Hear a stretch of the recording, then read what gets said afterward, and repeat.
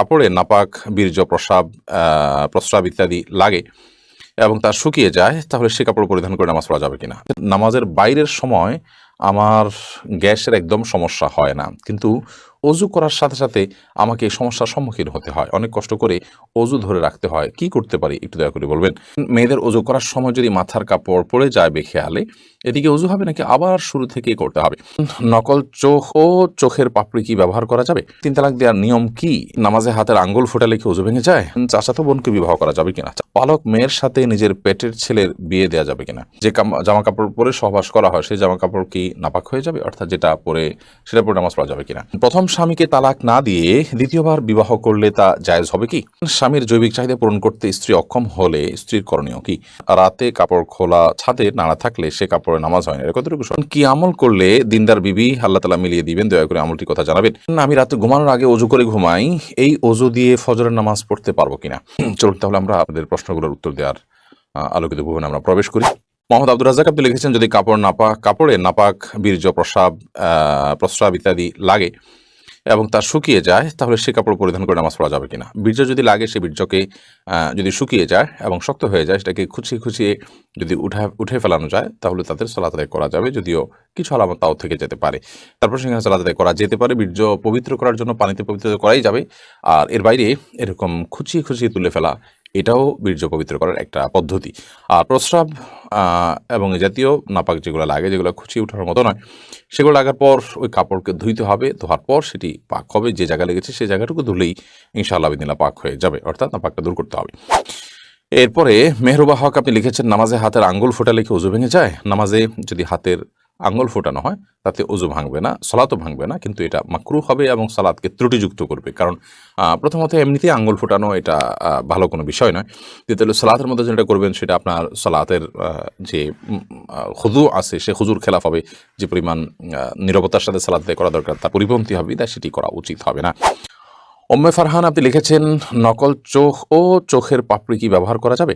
না, এগুলো আল্লাহর সৃষ্টিতে পরিবর্তনের শামিল হবে এবং সাজগোজ এই গণ্ডিতে থেকে যে করা যাবে এটা তার মধ্যে পড়ে না। এটা হলো একরকম আপনার লৌকিকতার বাইরেও, এটা হলো এক ধরনের মানুষকে ধোকায় ফেলে দেওয়া, যা বাস্তব নয় সেটা প্রকাশ করা। সাইদা আক্তার আপনি লিখেছেন, মেয়েদের অজু করার সময় যদি মাথার কাপড় পড়ে যায় বেখেয়ালে, এদিকে অজু হবে নাকি আবার শুরু থেকেই করতে হবে? মেয়েদের মাথার কাপড় পরার কারণে অজুর কোনো ক্ষতি হবে না, এবং অজু অবস্থায় মাথা কাপড় থাকাও কোনো জরুরি বা আবশ্যক কোনো বিষয় নয়। বরং আমাদের মনে রাখতে হবে যে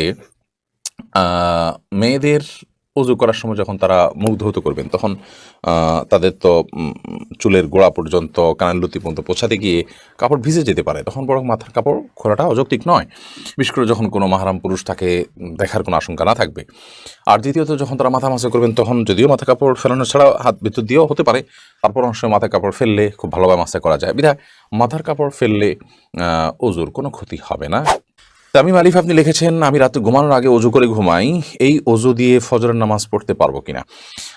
রাতে আপনি ঘুমানোর আগে অজু করে ঘুমান, খুব ভালো কথা, কিন্তু আপনি যখন ঘুমিয়ে পড়েন তখন তো আপনার অজু ভঙ্গ হয়ে যায়। বিধায় এই অজুতে আপনি ফজর নামাজ কীভাবে পড়বেন? আপনাকে আবার ফজর নামাজ পড়তে হবে। মানুষ ঘুমিয়ে গেলে সেই ঘুম তার অজু ভঙ্গের কারণ হয়। এমডি সবুজ আপনি লিখেছেন, কি আমল করলে দিনদার বিবি আল্লাহ তাআলা মিলিয়ে দিবেন? দয়া করে আমলটির কথা জানাবেন। নেককার স্ত্রী পাওয়ার জন্য নিজে নেককার হওয়ার চেষ্টা করবেন, নেককার মানুষদের সাথে উঠা বসা করবেন, সেরকম চেইন মেনটেন করবেন যারা নেককার, তাহলে তাদের মাধ্যমে আপনি নেককার স্ত্রীর সন্ধান পাবেন। সেই সাথে সূরা ফুরকানের ৭৪ নম্বর আয়াতে যে দোয়া আছে সেটি পাঠ করবেন, নিজের জীবনসঙ্গী যেন নেককার হয়।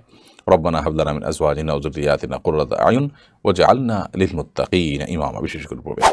আব্দুর রহিম আপনি লিখেছেন, 3 তালাক দেওয়ার নিয়ম কি? আপনি যদি আপনার স্ত্রীকে 3 তালাক দিতে হয়, তাহলে যেই পবিত্রতায়, অর্থাৎ মাসিক হওয়ার পর যে নতুন পবিত্রতার পিরিয়ড শুরু হয়েছে, সেই পিরিয়ডে তার সাথে শারীরিক কোনো সম্পর্ক করা ছাড়া আপনি একটা তালাক দিবেন। এরপর একটা মাস চলে যাবে, আপনি আবার তাকে কখনো একটা তালাক দিবেন। এভাবে 3 দফায় 3টা তালাক দিবেন তাকে, অথবা একটা তালাক দিয়ে আপনি ছেড়ে দিবেন, এটি সবচেয়ে উত্তম। এবং 3 মাসে অটোমেটিকলি তার সাথে আপনার সময়, আপনার নির্দিষ্ট সময় আপনার পার হয়ে যাবে। এরপরে আপনি বিচ্ছেদ হয়ে যাবে। পরবর্তীতে আবার কখনো বিয়ে হলে এরপর যদি আবার তার থেকে তালাক দেওয়ার প্রয়োজন হয়, তখন আপনি তালাক দিলেন। এভাবে 3 ধাপে 3টা তালাক দিবেন। একসাথে 3টা তালাক দেওয়া এটা নাজায়েজ এবং গুনাহের কথা। তাসলিমা খানম আপনি লিখেছেন, রাতে কাপড় খোলা ছাদে নাড়া থাকলে সে কাপড়ে নামাজ হয় না, এটা কতটুকু সঠিক? না, এরকম কোনো কথা সঠিক নয়। যদি রাতে কাপড় খোলা ছাদে থাকে বা খোলা বারান্দায় থাকে তাতে নামাজ হয়ে যাবে। নাপাক লাগলে সেটা নামাজ হবে না। এখানে নাপাক লেগেছে তার কোনো প্রমাণ তো নেই, বিধায় এ ধরনের কথা বিশ্বাস করার কোনো কারণ নেই। এরপরে সাবিহা জাহান লিখেছেন, স্বামীর জৈবিক চাহিদা পূরণ করতে স্ত্রী অক্ষম হলে স্ত্রীর করণীয় কি? যদি স্ত্রী স্বামীর জৈবিক চাহিদা পূরণ করতে অক্ষম হন তাহলে সেক্ষেত্রে স্বামীকে একাধিক বিয়ের ক্ষেত্রে তিনি সহযোগিতা করবেন এবং স্বামীর চরিত্র হেফাজত করা একটা গুরুত্বপূর্ণ বিষয় এবং বিয়ের অন্যতম লক্ষ্য এটি। তো সে লক্ষ্য যদি পূরণে অপারগ হন তিনি, তাহলে সেক্ষেত্রে স্বামী গুনাহের দিকে যেতে পারেন, চরিত্র নষ্ট হতে পারে। সেই জায়গা থেকে স্বামীর জন্য দ্বিতীয় বা তৃতীয় স্ত্রীর ব্যবস্থা করা এবং সেটার জন্য মানসিক সম্মতি দেওয়া, তাকে সহযোগিতা করা, এটা কর্তব্যের অংশ।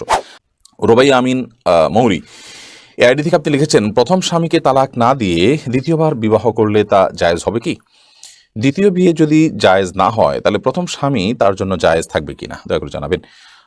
প্রথম স্বামীর সাথে যদি বিচ্ছেদ না হয় তাহলে দ্বিতীয়বার যদি কোনো নারী বিয়েতে আবদ্ধ হন তাহলে সেটি জায়েজ হবে না, পরে বিয়েটা বাতিল হিসেবে গণ্য হবে, এটা বিয়েই না, যার কারণে সেটি আপনার কার্যকরী হবে না।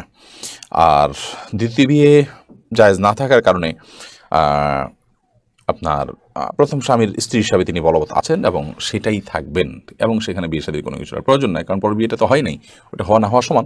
বিদায় প্রথম বিয়েটাই বলবৎ আছে এবং সেটার আলোকে তারা স্বামী স্ত্রী হিসাবে জিনাতিপাত করবেন এবং তারা একসাথে বসবাস করবেন। এমনি সেলিম রেজা কাজল আপনি লিখেছেন, যে জামা কাপড়ে পরে জামা কাপড় পরে সহবাস করা হয় সেই জামা কাপড় কি নাপাক হয়ে যাবে? অর্থাৎ যেটা পরে সেটা পরে নামাজ পড়া যাবে কিনা?